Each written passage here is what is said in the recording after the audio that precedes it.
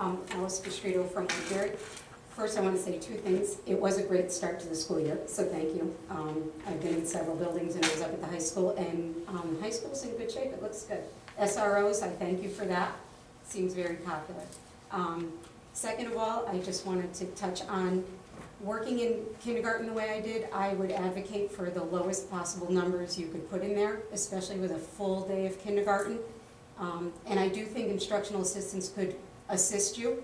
And I'd also like to say, if you chose to go a teacher route and it was done the right way, I have seen kids move, shift.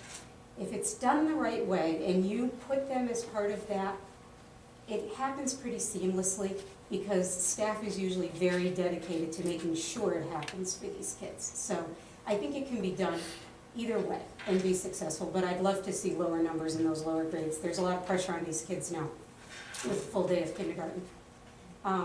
Last thing I wanted to address with you tonight, I spoke to Jody along with my son Vincent this summer, and I would ask the board and the region to look into how musicians and students that participate in the arts are supported in relationship to our athletes and other students in the building.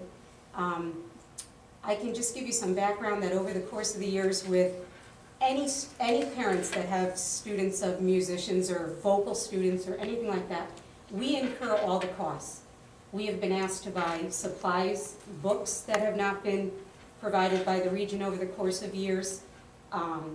In order for a student like Vincent and any L1 students to achieve L1 status, they are required to take private lessons, which is a cost to the parent.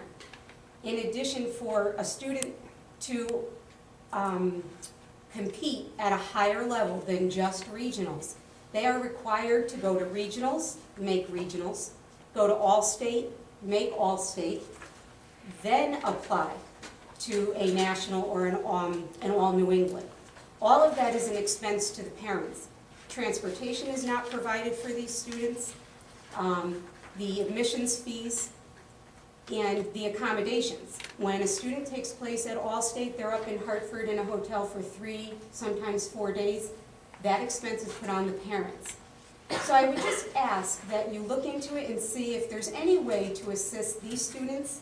And if I'm wrong and our athletes are not being assisted, but my sons and other students and other musicians, other people who sing, do participate in sports, and I am not paying, nor is another parent paying, for them to participate in their league championships, their regional championships, their state championships, and we are not providing transportation for them, the school provides it. So I just ask that the board look into that, because many parents have said to me that they will not have their students partake because the expense is too high. So in some respects, it's almost like if your student's in the arts, it's almost like a pay-to-play feel that is happening now. And I think it's discouraging students from competing at a higher level.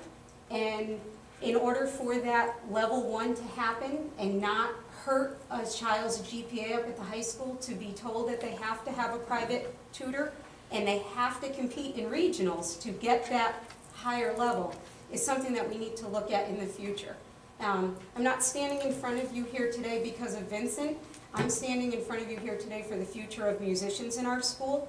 My son mentors a lot of younger kids in the elementary building, and he can tell you as well as Mr. Cullick that some of the numbers are going down because it's expensive to partake in the arts. So I just ask that you look at that, and if there's any way to help students in the future, I would greatly, and I know every other parent would appreciate that. So thank you. Thank you.